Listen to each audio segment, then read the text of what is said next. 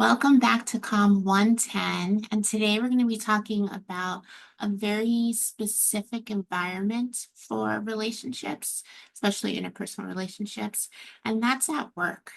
And so I really love how our chapter starts off right away with talking about how much time we spend at work.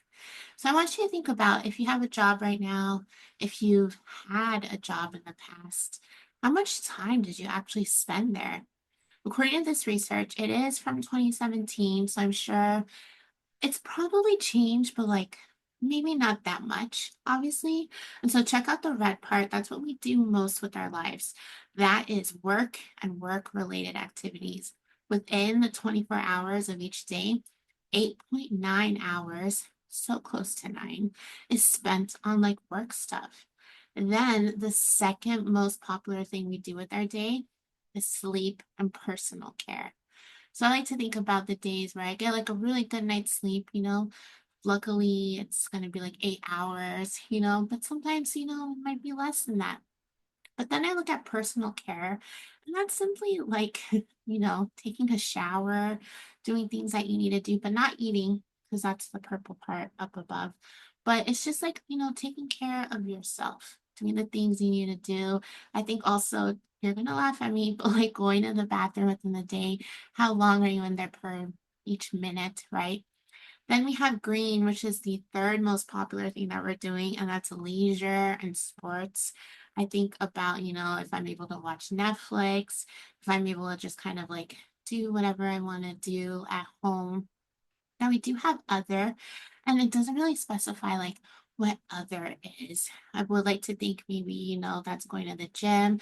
That could be known as sports as well or leisure. It could be known as, taking care of someone else, which does leak into the like darker blue for caring for others, doing stuff for them. I would like to imagine if you were a parent how much more this would actually be for you. And if you're a working parent, right? Then we do have 1.06 hours. That's eating and drinking, which is amazing to think how often you're drinking from like your Stanley. And then the very last one, orange, which is nearly an hour. It's almost there. That's household activities. I'm a big fan of a Sunday reset. So I know I spend most of my Sundays cleaning up, trying to like, get ready for the week, all of that. So it might be more than that, but this is usually what it looks like per day for each individual. And that red portion, that is just screaming that it's taking up most of our time.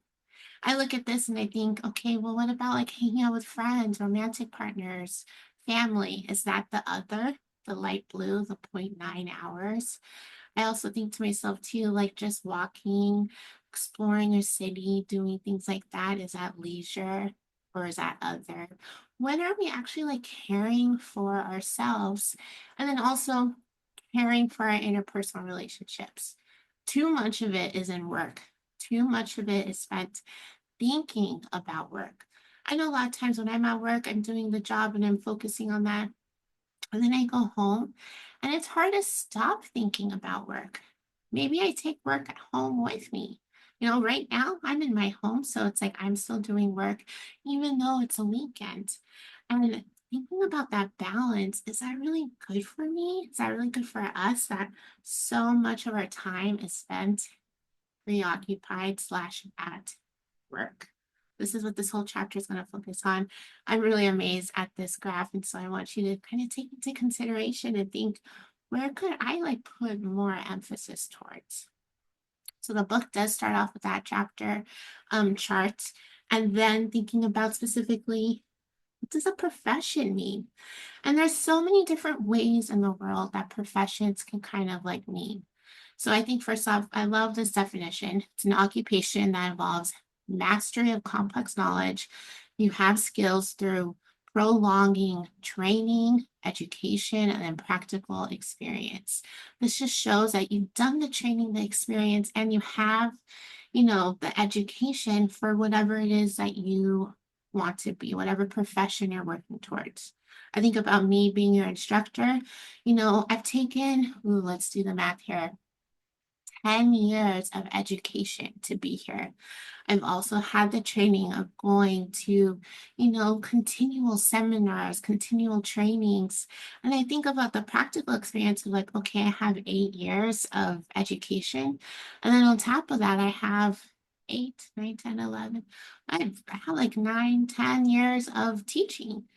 And so all of this is going to help with my profession. Now, when I was younger, I was on the radio and I had an internship there and I loved it and I wanted that to be my profession, but I needed more training. I didn't have a lot of education in it. It's hard to go to school for, DJing. But so many different professions are going to require so much different things out of us. Each profession is going to require the interested parties to invest themselves in learning. What does that look like? That's why it's so good to talk to people who have the profession that you want.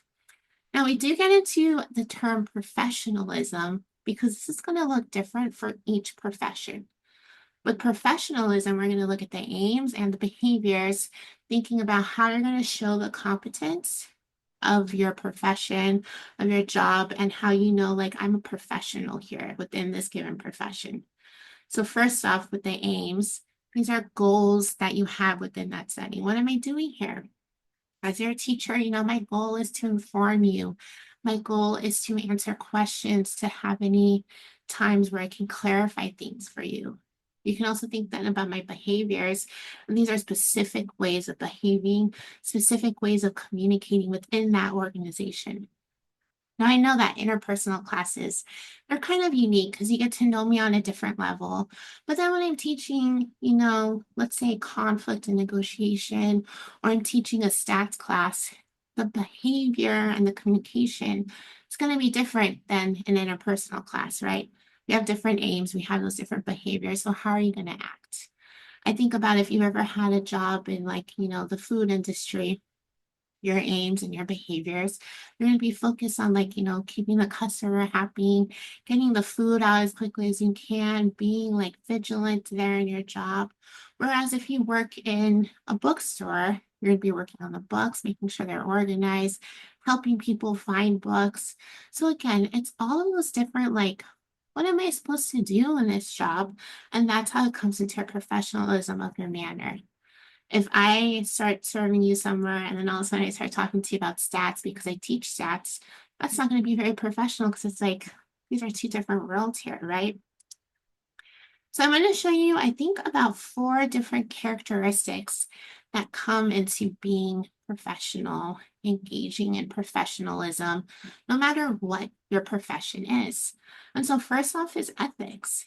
With ethics, we have to think about what's good, what's right, what's just, what's wrong or bad. What am I supposed to do in my job? I do find this interesting. It's derived from the Greek word ethos. I'm sure you've heard of before ethos, pathos, logos. And so ethos is looking at the nature, the disposition of a culture and thinking like, am I being morally right here? Am I sharing like good information with you? And is this like for the betterment of the company, the individual, the customer, all of that? It really focuses a lot on the moral center of a culture. What is their culture within your organizational aspect? What are they trying to do? And what is like their overall stand? And how is it going to be your stand as well? This one's really big. We got to have respect for each other. It's so sad how much research there is, communication research specifically, based off of like workplace bullying, workplace harassment, sexual harassment, all of that. And so, because of that, we have to talk about it and say, hey, we got to be kind to each other. Simple as that. Many people simply do not always treat people with dignity. They don't treat them with respect in the workplace. And so it's like, how can we do that? How can we be sure we're always like engaging in that? Now, one specific way we do this, the language we use. I think this is huge because when we're able to choose the correct language, we're able to be inclusive of everybody. That sense of belonging is going to be so strong. I do want to share in your book on page 448 right here There is a very long list. It goes into page 449, and it talks about all the different ways to create respectful behavior. And so I don't want to share all of them like on the slides here, but I do want to talk about them a little bit. Some of them say, be courteous, be polite, be kind to everybody. Simple as that, but we have to actually engage in this, right? It says here, don't engage in demeaning behavior, don't have an expressive tone of voice. This is where nonverbal communication comes into play. Let's see, encourage your coworkers to demonstrate respect and then also to express their opinions. A lot of this is just kind of focusing on being a good communicator, being a inclusive communicator where you can talk to others and be like warm and inviting. I do want to say if you ever engage with someone who has differing point of views as you, we can still like engage in that conversation and then take into consideration and like move on, and we don't have to, win. We don't have to think about, there's a conflict here and we have to win the conflict, right? It does say here when expressing judgment, focus on criticizing the ideas, but not the person that you're talking to. So I do kind of want to welcome you to look at this list because even though it seems like, yeah, common human decency, we lack this and we need to like actually be active in doing this entire long list. So definitely check that out, page 448 to 449. Here's the third one that I want to talk to you, and this is about personal responsibility. So when you're in the workplace, you have to think that you were hired there for a position. You were hired there as a person to like take on this role and to be part of the community, the culture of your workplace. And so with personal responsibility, this is your willingness to then be accountable for what you feel, what you think, and how you're going to behave with things. You got to like own up to the things you say in meetings, or maybe own up to the things you say to other people, and then like gossiping happens. And so it's like, yeah, I said that. You need to be, proud of whatever it is you said. That's why gossiping is bad. But this is when we're realizing that we are truly in the driver's seat. We can't blame other people for our circumstances. So if we're upset about something at work, maybe your boss is constantly leaving early and they're not there on Fridays and you never see them. And so you're upset about that. You have to think like, hey, if I'm in the driver's seat, I just need to work on my circumstances. I can get work done. I can just focus on me being accountable for how I feel. Yes, I can be upset at my boss for being, not there at work, but it's like I have a job to do still. This does involve differentiating between those things that we can control versus those things that are outside of our control. Your boss leaving early, that's kind of outside of your control because there's a power play there. You're not going to tell them like, hey, stop, what are you doing? But you can think, okay, what can I control? The projects I'm working on, the customers I'm helping. I do want to take note here, and I appreciate that your book does talk about this, that privilege does exist. And so sometimes when we go into the workplace, other people, they might get promoted, and that's outside of our control due to privilege, due to them just like knowing the right people, networking, all of that. So just being critically aware of that, but also always remembering how can I control what I actually can't control? Now, we do get into this term, and I really like it. It's called excuse making.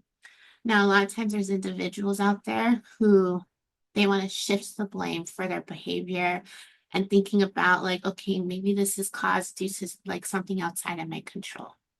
So if a coworker is constantly late all the time and they're coming in and they're like, oh my gosh, traffic was terrible, and then they have like a coffee. And so they're always making these excuses. And it's hard to do that because we're not owning up to our own responsibilities. I really, really love this last bullet point here. And it says people make excuses because they fear that revealing the truth would make them look bad or will make them look like they're out of control. So if I come late to work, I'm like, oh my goodness, I'm sorry I'm late. I got a coffee. We're not making an excuse. We're actually owning up to what happened, being accountable, as you see in that very first line there. That is so important within the workplace. Now, our fourth one, and I believe this is the last one, this is language use. And so when we're in the workplace, We have to be cautious about how we are being inclusive for everybody. With formal language, which is typically used within, organizational settings, it's a very specific writing and a very specific spoken style, and it's going to adhere to strict conventions of grammar.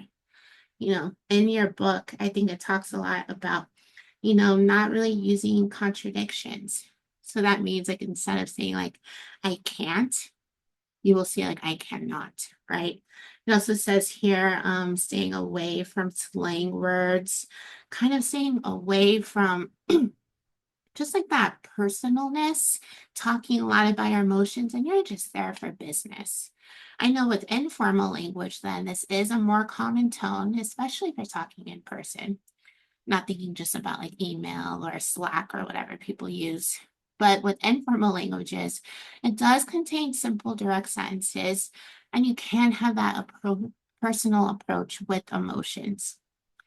When I look at these, I think about writing emails, and that, sometimes when I write you emails, if you send me something, I'm going to try to be really formal.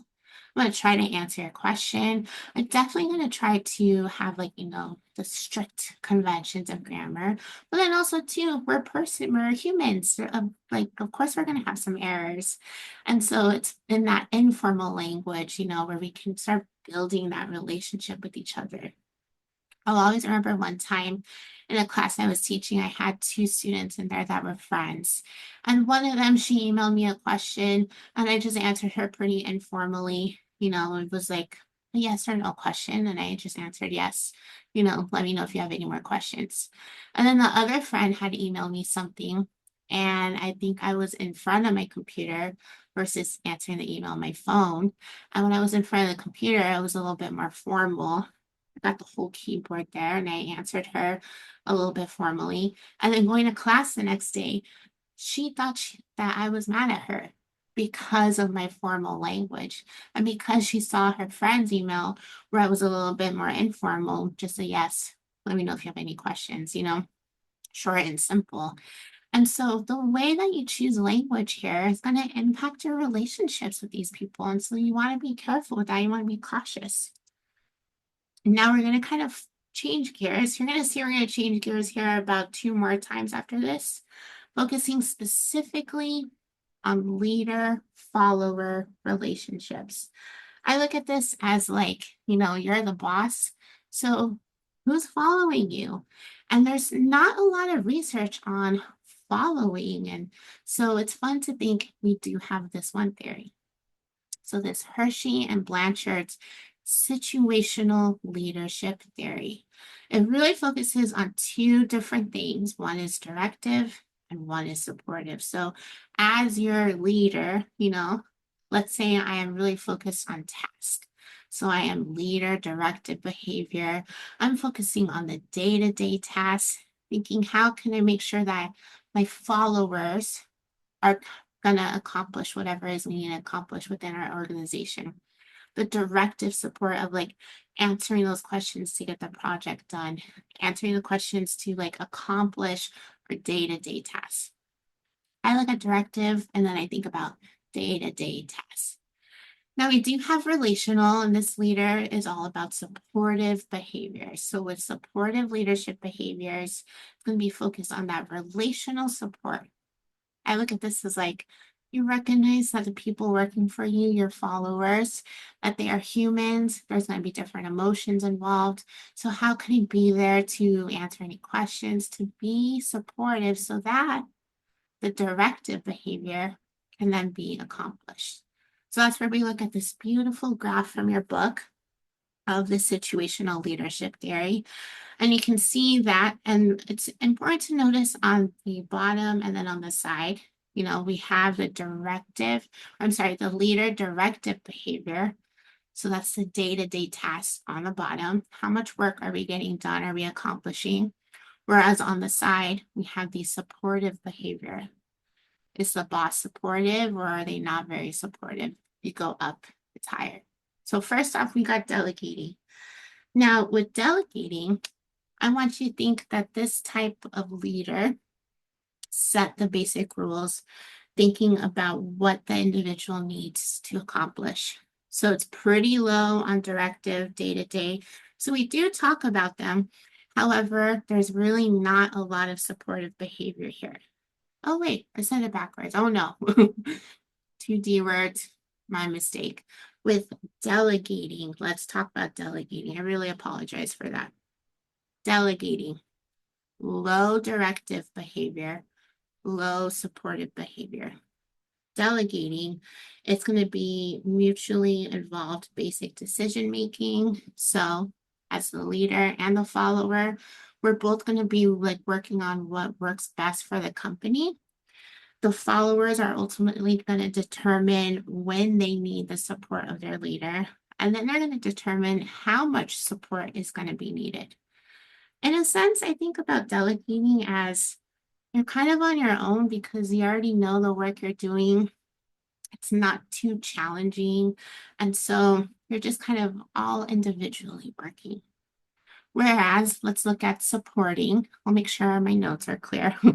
So supporting, still pretty low on the directive behavior, but now we're high on the supportive behavior.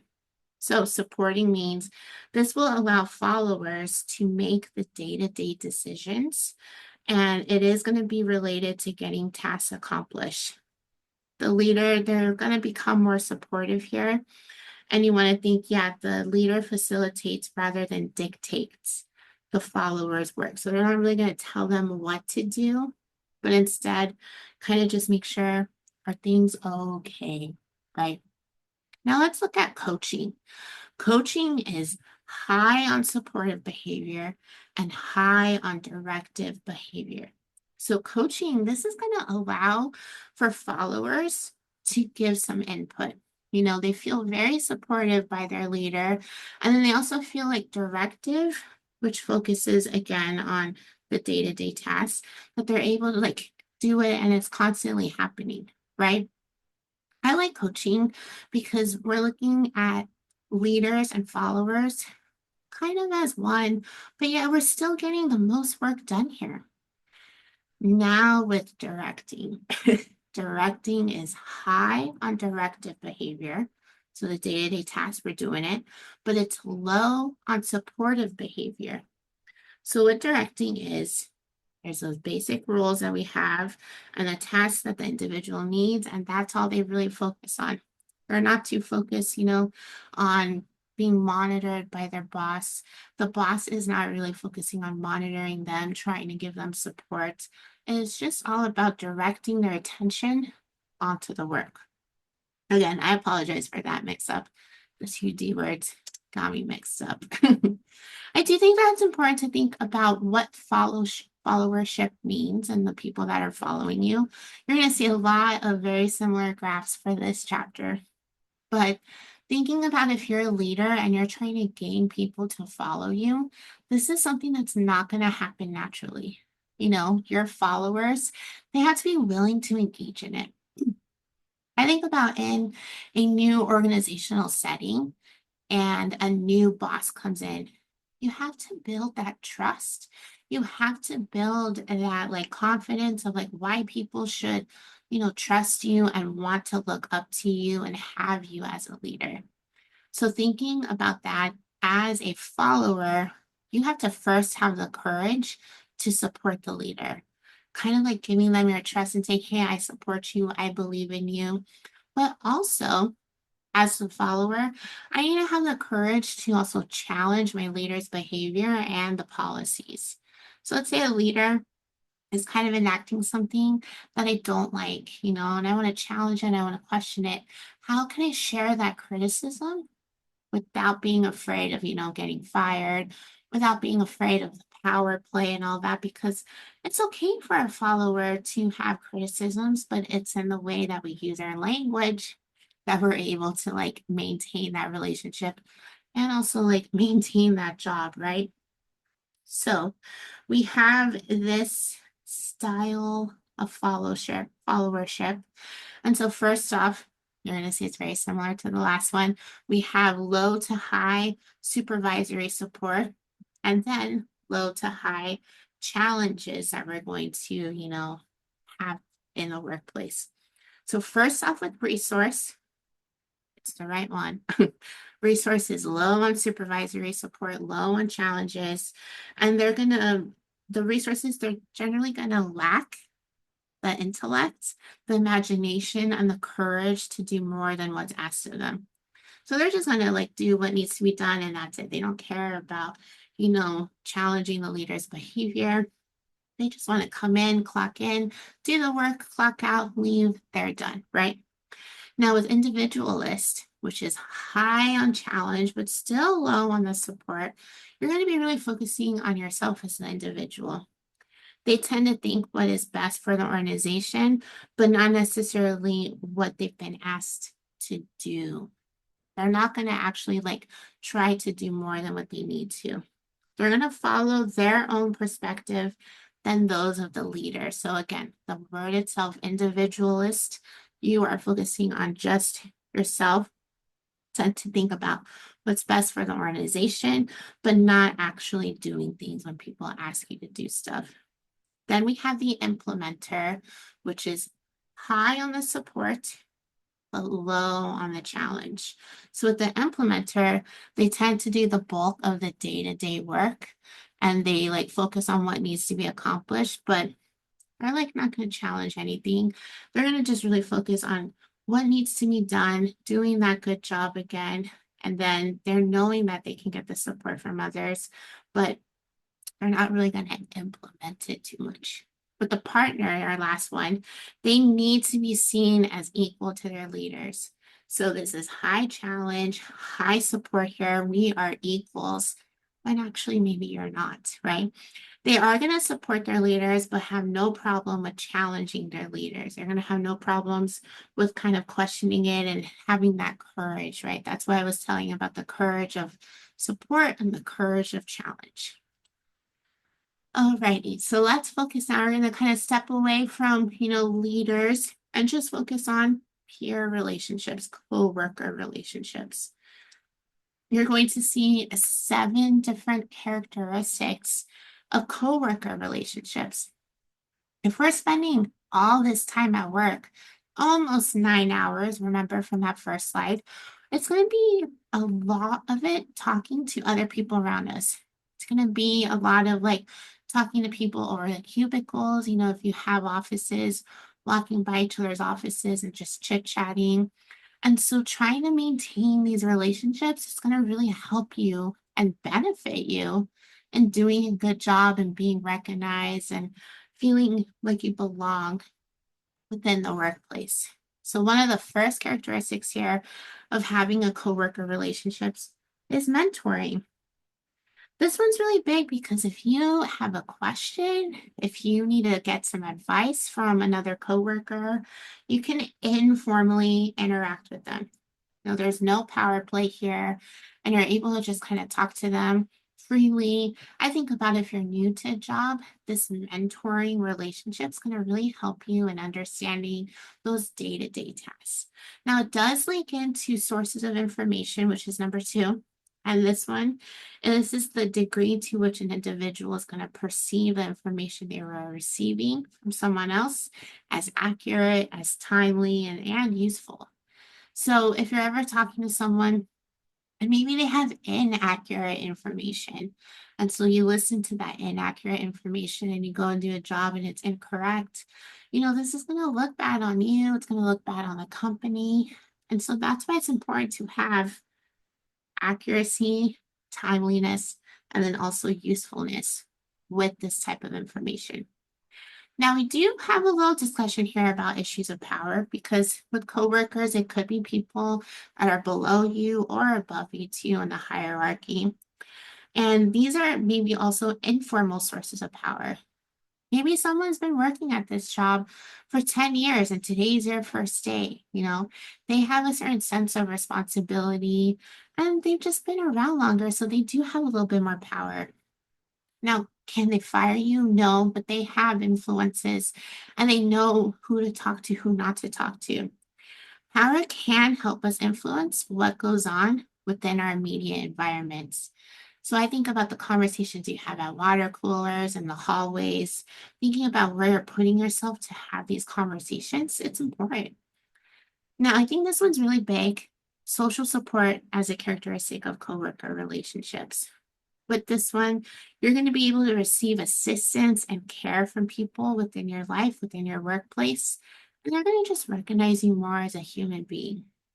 They're going to be able to help you de stress within the workplace because they're able to share any stressors that you have or discuss anything that's going on. These people, the people you spend most of your day with, are going to be able to like help you out in a sense. I do want to mention that these first four were the first four in research. And so when we were talking about it, this is what we found. And then now these three that I'm about to discuss, these were later added in as characteristics. I do think that they're important. However, I do think that's good to know the first four.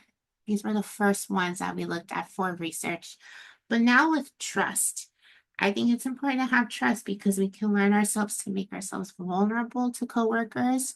But thinking about like what degree, within the workplace, do you want to be like an open book and tell them everything that's going on in your life? Or does that kind of become something that you gain with one another where you are being vulnerable when you're sharing things? I like to be kind of a closed book at work because I don't want to share too much about my personal life.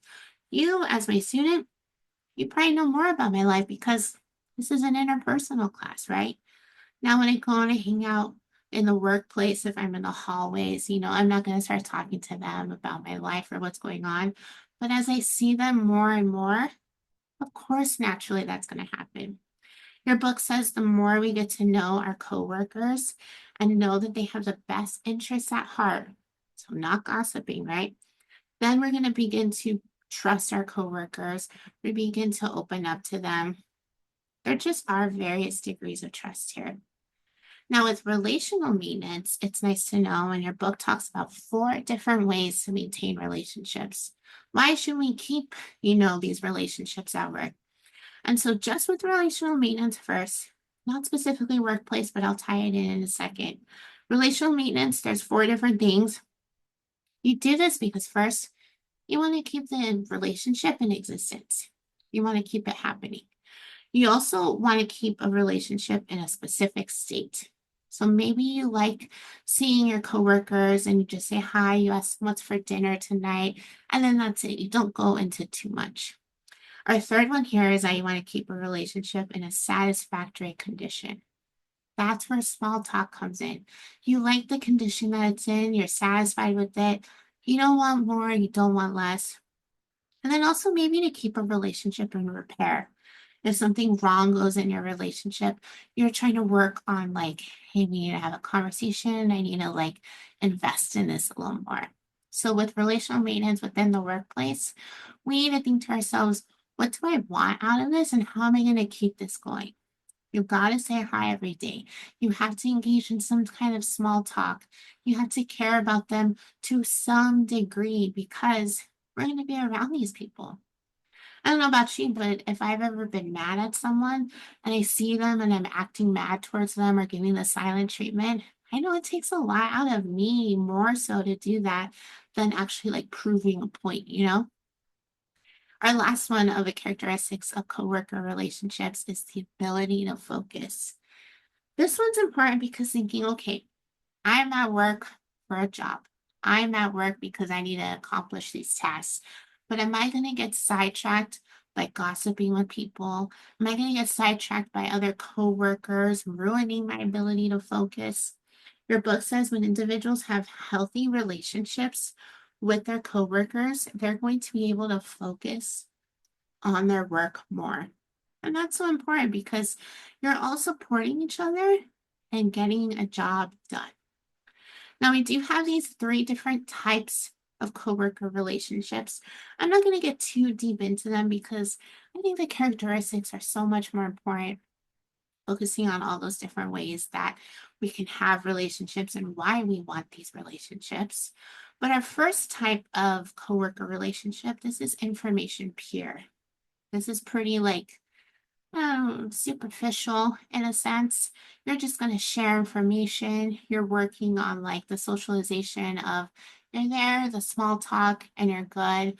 You're also able to help each other out, networking, introducing each other, and then just like sharing the knowledge of what's going on in the workplace, knowing how you can help with any kind of maintenance. You're there just to support each other. Now, with the second one, collegial peer, this one we are kind of working a little bit deeper on our careers. We're asking each other for feedback, recognizing, that competence. And friendship does have a little play here. So you can see it becomes a little bit deeper. Self disclosure is definitely increasing with each one. And then this last one is special peer, this kind of coworker relationship. You have that confirmation where they're there to confirm the things they're saying, to support you, giving you that emotional support here. And then that personal feedback. And the friendship's going to be a lot like more authentic here, maybe outside of the workplace environment. I do think that if you're in the workplace, I want you to think about most of the people you work with. Where would they fit on here? I would say, and the majority of research also says too, that they kind of hang out between the information and the collegial peer. It takes a lot of effort to become a special peer within the workplace. Now, let's talk about romance. So many of us love talking about Jim and Pam, and I think that they're a perfect example. They're from The Office, if you don't know. I like putting this picture specifically because, Pam had a romantic relationship with Roy, who worked in the warehouse. And if they were together before the job, that I actually don't know if they were together before they got the job or if they got the job together. But they were engaged. They were going to get married. Spoiler alert, they didn't. And then Jim and Pam had a pretty rocky, start to their romantic relationship. They were really good friends for like 2 seasons, then like on and off.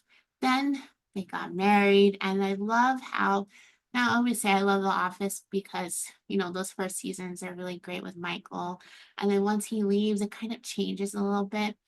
But towards the later seasons, you can see Jim and Pam's marriage, how it impacts their life in the workplace. And so we really see a lot of different stages of their relationship. And so with romantic relationships, because it does happen within the workplace, we need to know a little bit about it. I want to hit you with some stats here about romantic relationships. Your book says 38% of US workers had dated a coworker at least once. And then 20% of office romances involved someone who was already married. So no, Jim, Pam, and Roy would not hit that 20% because they were not already married. But there's some infidelity going on here. And then lastly, the number I want to hit you with is that 12% of married couples meet at work. My parents hit in that number. So 12% is quite large. And so we got to focus on romantic relationships a little bit. It's also kind of like spicy. So a lot of times that when people look at, romantic relationships, they're going to note 5 distinct characteristics commonly associated with workplace romantic relationships. Here are the 5 characteristics on the side. You're going to see passion, desire to be with one's romantic partner. There's going to be shared, intimate self-disclosures. There's going to be affection and mutual respect. And then also emotional fulfillment. And then lastly, sexual fulfillment, sexual gratification. I want you to think about Jim and Pam if you've seen that show. They hit all of these pretty much, We don't see the fifth one, but we know that that happens. And so with all of these, they kind of look differently. And this is what people really want out of that workplace romantic relationship. Now, we do have a romantic workplace relationship model on the side here, and I don't want to get too much into it, but you can see how it really focuses first off on why you want a romantic relationship within the workplace in the meantime, like why. Well, I think that you're there, the frequency of you going to work, you see someone, then you have that interpersonal attraction, you become friends, you like communicating with them. And then you think, what more could there be? That romantic attraction. Thinking about like, well, I am romantically attracted to them. I like them. I think they're cute. And then the desire for that workplace relationship. Thinking about it, how are you going to enact it? And then the actual engagement of it, the engagement of the workplace environment, a relationship, hanging out after work, making those advances and seeing what's happening. And then you know, the outcome of, what am I getting out of this? Do I need to let my organization know the professional outcomes of it? It's kind of important. I love that your book has a consensual romance in the workplace agreement. It's the love contract. So again, I hate to keep making reference to The Office, but we talk about a love contract in that show and how you need to have it because there's some legal issues involved here. You want to make sure, you're not being forced to this romantic relationship. And the workplace, the organization, they can say, like, hey, we made sure we're not part of it. You have to be, you have to have some consent for this relationship. Alrighty, let's talk about the very last thing today, and that is problematic workplace relationships. We talked about leadership. We talked about hopefully, your followers are with you. We talked about what it's like to have a coworker, building a relationship with them. And then if that goes a little bit more, a romantic workplace relationship. And then, of course, there's going to be issues. There's a lot of research out here about problematic workplace relationships. And again, I mentioned like the bullying and then also just the harassment that can happen. And this is actually a very serious and intense thing that happens. This is the last thing I'm going to show you today. And this deals with all the different problematic people in the workplace. I like how they break it down from bosses, coworkers, and subordinates. So let's talk about bosses first. These are, what is it, 6 different types of bosses. Now, the first boss is the different boss. And sadly, this just deals with that your boss is different, distractingly different. This does involve prejudices. And so you just can't get the job done because you don't share any similarities or common ground. We then have the good old boy, the good old girl boss. So I want you to think here, this person, they're going to seem outgoing. They seem like a good person. But because of the word old here, they're focused on doing old ways only. They don't want to be innovative. They don't want to think about new ways. Sometimes our behaviors can seem as unethical just because the old way works. So, like, why change it, right? Now we have the okay boss, and it's just like that. They're okay, they're average. They're going to be coasting towards retirement. They're not focusing on making any changes. They're just okay. It's problematic because we're not trying to make ourselves better, the environment, ourselves, anything like that. Now we do have the toxic boss. Toxic boss, all around problematic, unethical, obnoxious, unprofessional. You don't want to deal with this type of boss, but sometimes they're forced to. And so it's like, how am I going to take myself away from this toxic environment? Just working on what needs to be done. We have the self-centered taskmaster, and this boss is focused on getting the job done to advance their own goals without concern for others. You're just self-centered, working on yourself, that's it. You're not there for the collective. Whereas the intrusive harasser, the last boss here, tends to be highly interfering, often wants to get caught up in subordinates' personal or professional lives. They're intrusive as in they want to know all this information. Now with coworkers, we have the adolescent who they tend to want to be the center of attention. They want to let everybody know that they've accomplished something. Their adolescence is then that they seem like immature. Then we have the mild annoyance. It's in the name itself. They mildly annoy everybody, a knack for being over demanding. And then they're just kind of like I don't know. When I think about it, they're mildly annoying on a routine basis. Whereas the bully, who is also, it says here, overly demanding of their peers, dares to take credit for the work that they did with their peers, or maybe they didn't do anything. There's 5 different characteristics for a bully. Your book on page 485 talks about them. If you're a bully, you probably have, negative behavior. You're probably targets experiencing damage, targets experiencing labeling themselves as being bullied. And then usually it's dealing with power here. Now we do have what's next? The independent self promoter. And this one, they're going to be extremely narcissistic. The world revolves around them. You can't really work with them.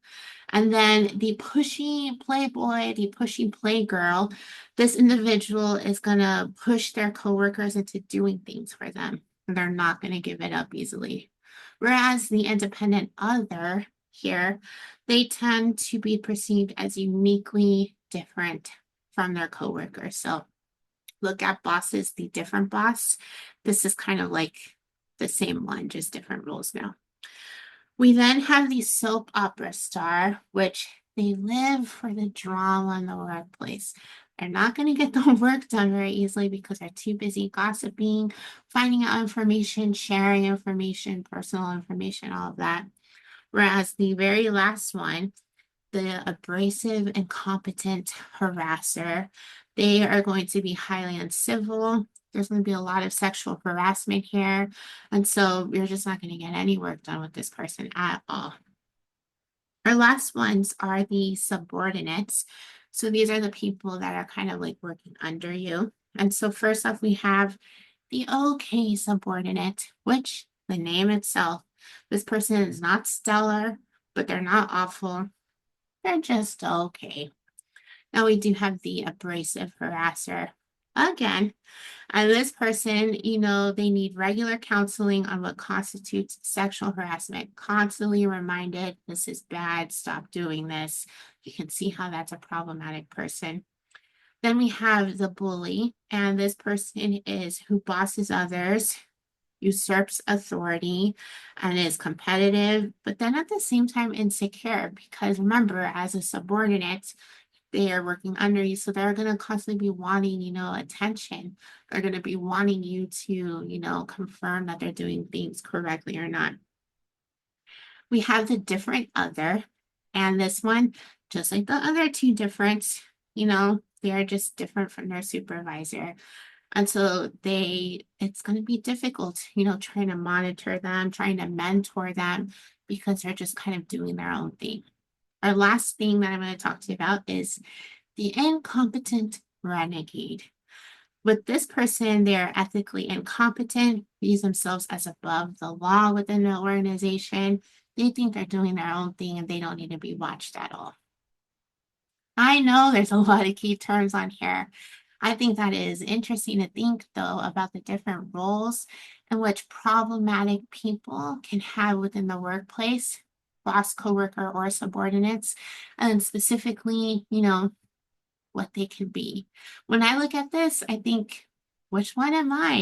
Am I a problematic person in the workplace?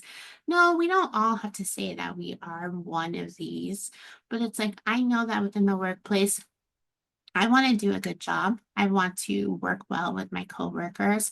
I want to make my boss proud, and I want to help out my subordinates and be supportive to them. So, how can I maybe not be any of these? Knowing what they mean, I think that's important because then it's like, okay, I won't do that.